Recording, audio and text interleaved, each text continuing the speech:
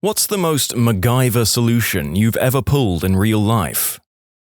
I was in Germany in the US Army in the late 80s. We still had gasoline engine Dodge trucks. We were returning from a parts run from another base and our mechanical fuel pump failed. We emptied the window washer reservoir and filled it with gas. We carried spare fuel with us and connected the line to the inlet of the carburetor. We used the washer button to fill the float bowl of the carb anytime the engine started to sputter and had to pull over every 20 minutes or so to top off the washer reservoir. Took us a little longer to get home, but we made it.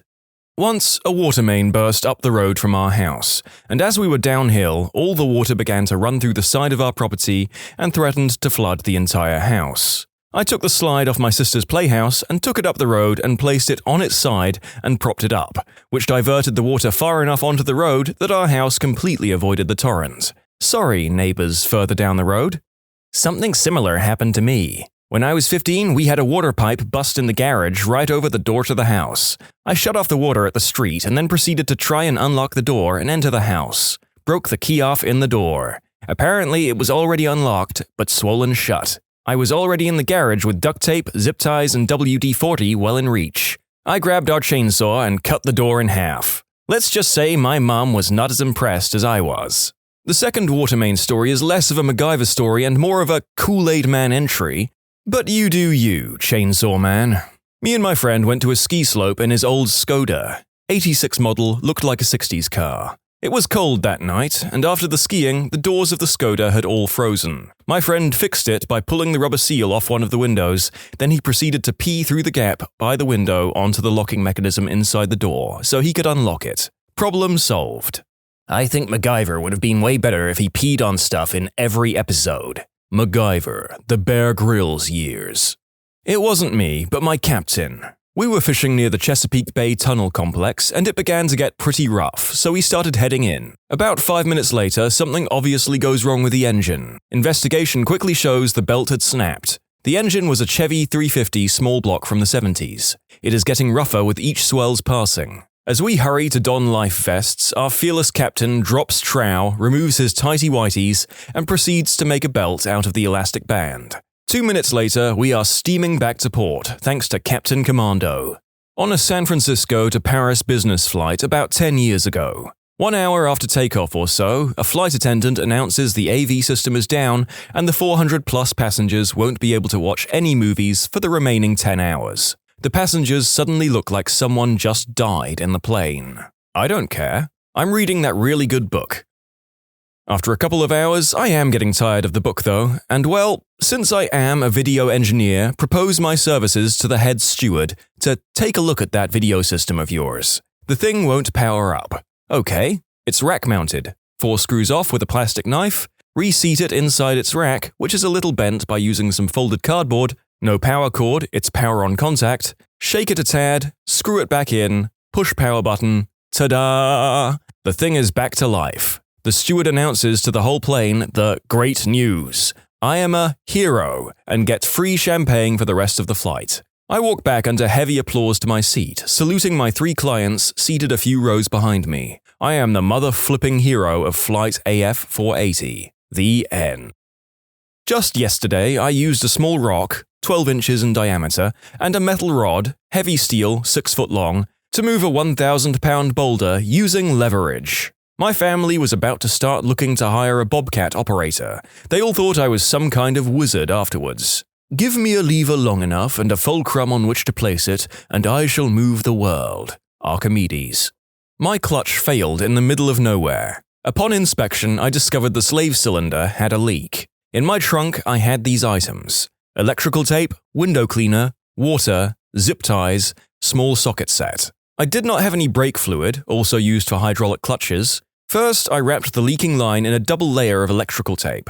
Then I lined up some zip ties along the patch and pulled them as tight as they would go with some pliers. Now, to figure out how to fill the fluid, I had the window cleaner spray bottle and some water. So I removed the sprayer part, stuck it in the water, and primed it out. Then I just sprayed that sucker like my life depended on it to get as much water as possible out of it. Subarus have their brake fluid reservoir right next to the clutch fluid. I inserted the tube into my brake fluid reservoir, thankfully full, and aimed the nozzle into the clutch reservoir and added enough fluid to get to the minimum level. A quick clutch bleed later, I was back in business. Note, this repair was made in desperation. As soon as I returned home, I replaced the hydraulic line and flushed the fluid. It's likely the tape fix didn't do much but may have helped to contain the fluid slightly. No patch is going to hold back the huge pressure in the line. Wow, I was coming here to impress everybody with the story about the time I had fixed a blown radiator hose with nothing but an empty beer can, but after reading your post, I think I'm going to keep my pathetic little exploits to myself. I would have probably just drank the cleaner fluid or licked the car battery. I probably would have just walked, crying, into oncoming traffic. If your car dies, you die. The narrator sympathizes with the comments of the less savvy amateur mechanics following the main story, and is right there with them. If I ever even have to fix so much as a busted tire, I hope everyone driving past me enjoys observing failure in its purest and most miserable form. When I would get into trouble as a youth of 14 or 15, my mum had a lockbox with a keypad entry system where she would keep my effects: Game Boy, phone, laptop, etc. One night while I was grounded, I collected dust from our grandfather clock and coated the keypad in it. I asked my mum if she could help me wash some grapes in the kitchen, then asked to use my phone to call a friend about a group project. The water on her fingers cleaned the dust off 4 numbers, and then it was just a matter of trying the different combinations to discover the code. Helping my buddy and his wife clean up their new place, there was an old padlock on a hasp that couldn't be removed in any convenient way. I determined that it was a pin tumbler lock. I asked him for a paperclip, and while they were making fun of me, I calmly broke the clip into 2 pieces, inserted one as a tension tool, then used the other to rake the pins above the shear line, and about 30 seconds later, pop! I had the lock open, tossed the lock to my buddy, and went outside for a smoke without even glancing at them. Bond. James Bond.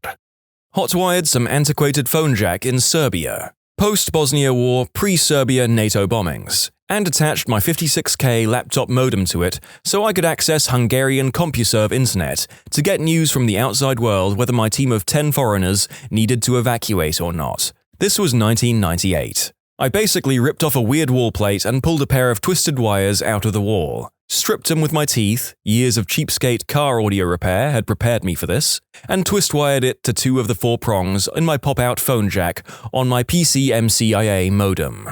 Connection speed was slow, probably 28.8 kilobytes per second. I basically checked my email back to my boss, whose boss was watching CNN 24/7, or so they assured me. We stayed for a couple more weeks. If I recall correctly, the crap only hit the fan in Serbia in 1999, but it was touch and go while we were there. The diciest part was figuring out with the house's owner how much I owed him for international calls. Exchange rates were changing like crazy, and I had a mix of Serbian dinars, Hungarian forint, US dollars, and Deutschmarks. I worked for a little company that created web shops for all the big companies in the area. One Wednesday, we were supposed to push a big update onto the live servers and thereby make a ton of new features available to the public. Only problem, there was a huge rainstorm on Tuesday night, a window broke, and the whole darn office was flooded. Almost all of the computers were completely toasted and none of the workers would dare go into the office. So I decided to wade through the water and built this Frankenstein's monster of a PC, with parts from the toasted computers. No PC case, just the bare components laying on top of a desk, while standing in knee-high water. I must have checked the electricity 20 times before finally turning the thing on, while sitting on the desk. We barely managed to push the update to the live servers. In conclusion, big flood in the office, built a Frankenstein's monster PC, saved the day. 1997. Me, broke, driving my date's 1988 Buick LeSabre on the Houston Beltway, taking her home around 1:30 a.m. Sound in engine compartment, engine light comes on. I drive for a little while longer, but it's apparent it's the battery as the lights start dimming. I pull over quickly then, knowing I have enough juice to start it again if I get fixed. It's the alternator belt, one of 3 belts. We were on the elevated portion of the 290 interchange, so a long walk to anywhere. And after a few minutes with 0 people coming by, I got my courage up and asked for my date's pantyhose. Yes, I tied the pantyhose into a belt where the alternator belt should be. I debated tying both legs into a thicker belt or remove one leg and keep that in reserve. I removed one leg of the pantyhose. Damn thing worked. We kept the headlights off for most of the way. We had to travel about 10 miles and the makeshift belt lasted about 9. Engine light comes on again, and this time I was going to burn the battery all the way down and make it the last mile. We did, but I guess the juice and the battery wouldn't have lasted another mile.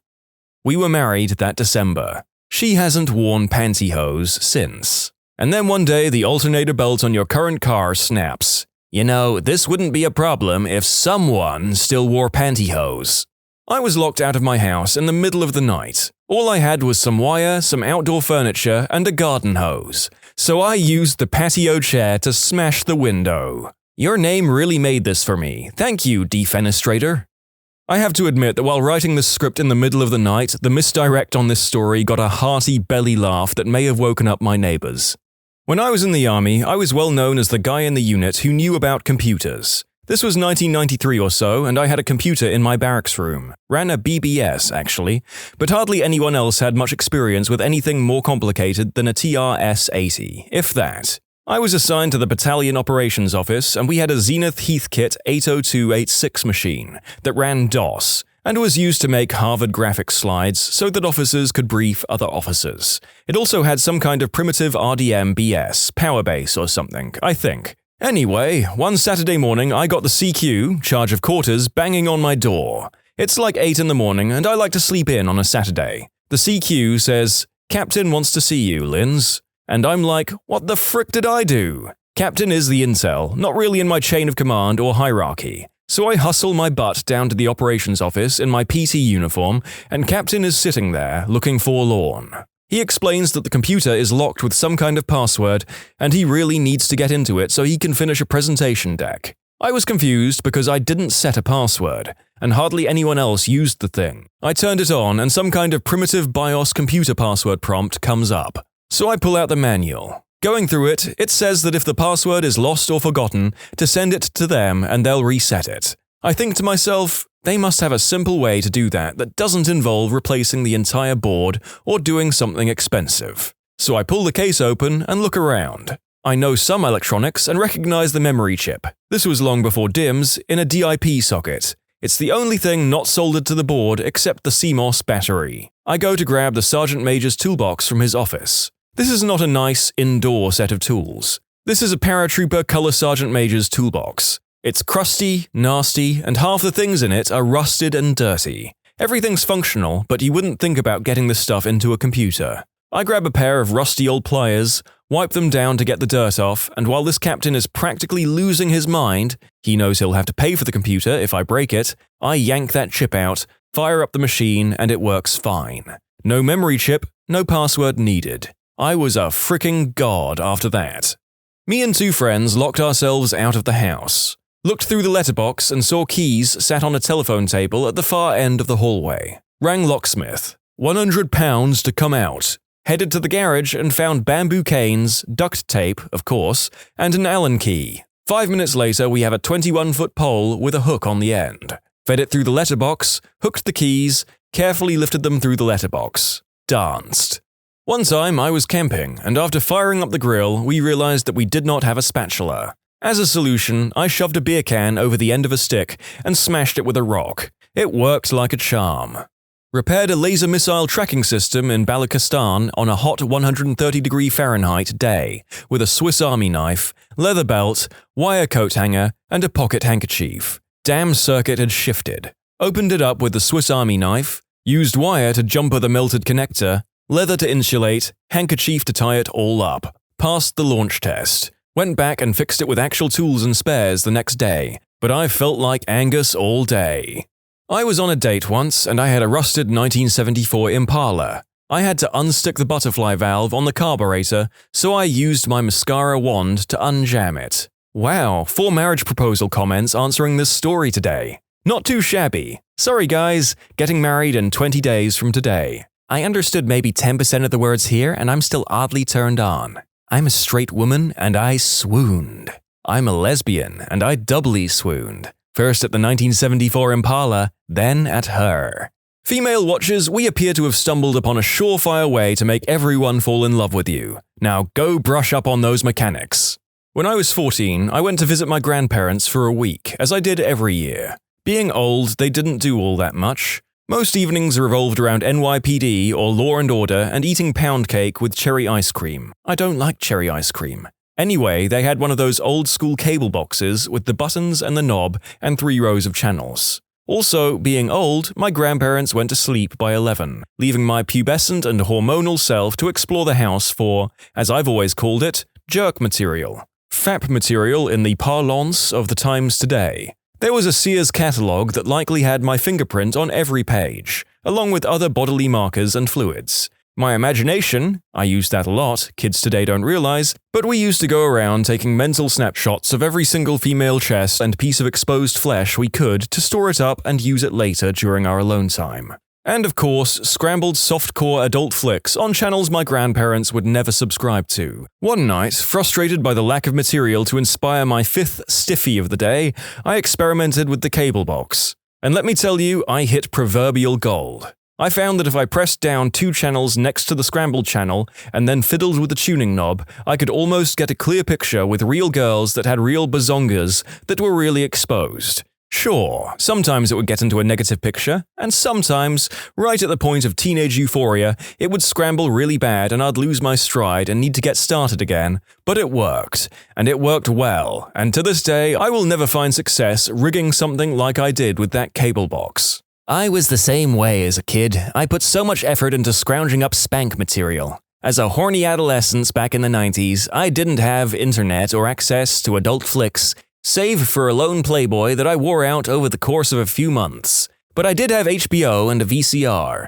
I would figure out which movies had scenes of nudity and when they took place. Then I'd look to see if the movie was playing late at night, when everyone was asleep. I would set my alarm for when the movie played, sneak up to the living room and pop in a VHS tape and record whatever adult fun time scene I could find. I made sure to put it all the way toward the end of the tape so no one discovered the little compilations I was making. Never underestimate the resourcefulness of a horny 14-year-old boy. Without a doubt, we could probably get a group of 14-year-old boys together, say a dozen or so, deprive them of their own alone fun time for 2 weeks, and then tell them they can go to jerk to their heart's content after they build a bridge or cure cancer or something. Stuff would get done. Was backpacking and slipped down a cliff. I ripped my chest open pretty good and was about 2 days from medical. I had a basic sewing kit in my backpack and stitched myself up. The stitching held until I got back to civilization a couple of days later, and the doctors commented on how good my stitches were. Still have a big scar, but it is an awesome story. I actually held part of a submarine together with duct tape for an entire deployment. Seriously, not kidding. It wasn't the actual shaft itself, but there was a piece of it that broke and we didn't have the parts to repair it. Without those parts, the shaft itself would not be able to rotate without becoming irreparably damaged. So we used duct tape to rig it so the shaft could rotate freely, and then instituted a series of checks to make sure the rig, which was meant to prevent seawater leaking in, wouldn't leak too much. It did leak a lot, but we could just pump the bilge water overboard without a problem. Yes, I am American, and no, I will not say which submarine. I was like 17 and the school day had just ended. Everyone was in the parking lot getting ready to leave. A girl I liked couldn't get her car started, so I went over to try to help. I don't know much about cars, but I saw the battery had a lot of corrosion on the terminals, and when I popped open the battery, noticed it was pretty dry. There was a little kid nearby, so I gave him 50 cents and told him to go get me a Pepsi without giving a reason. I used some of the Pepsi to fill the battery cavities, and some to completely clean the terminals. The car started right up after that. It only took half a can, so I finished the rest. 'Cause, I was 17 and didn't realize that something that can do that to a battery might not be the best substance to ingest. Anyway, I'm pretty sure this is what led to my first post-high school job, designing airplane parts with her dad's company. I had a huge rock that was in my driveway, and it seemed like every year it would get pushed up a little bit more, to the point it was becoming a huge hazard. We had gotten estimates to jackhammer the thing, making the driveway passable, but they wanted between $800 to $1,000. I had remembered reading something about Hannibal's expeditions, where they would put hot coals on a large rock and then douse it with freezing water, and then smash it with a blunt object, fracturing those boulders and allowing Hannibal to continue his trek, and decided to try it. I took a bunch of charcoal and basically baked this huge rock for about 30 minutes, and then immediately threw a ton of ice water onto it, resulting in a loud pop. Then I hit the rock with a sledgehammer, and the rock exploded into a million pieces. I definitely got a kick out of putting some ancient science into application. A few years ago, my roommate, who wasn't on the lease, lost his job and bailed on me. Needless to say, this left me in dire straits. I got behind on bills and the electricity was promptly turned off. Cue ingenuity. The apartment complex had 2 light bulbs outside each door that came on each night on a timer. To cure my infinite boredom in a dark house, I brought a couple of those screw-in adapters that turn light sockets into standard power outlets, plugged extension cords into them, and ran them into the house. Bam! I instantly had television, a lamp, a fan, and could charge my phone, and all on the complex's dime. Not my proudest moment, but it felt pretty crafty. I lived in a 3rd-floor apartment with a key-coded foyer door and a keyed apartment door. That day was spent at an outdoor festival, and by the time I came home, the combination of sun, dehydration, and exhaustion, plus the little bit of beer I had before sobering up and venturing home, had me struggling to stay upright and not vomit. Unfortunately, right around that point was when I realized my apartment key was no longer on my keyring. Cell phones are notoriously unreliable at this festival, and even if I could have gotten in touch with my friends, I'd lost it in a relatively wide patch of grass. There was no way that key was coming home. Convinced I was about to spend the night in my laundry room, I found a piece of rusty wire in the parking lot and picked up my apartment's lock. It took about 15 minutes. More distressing than the ease of entry was the fact that no one asked why the disheveled, wobbling girl was in the hallway picking a lock.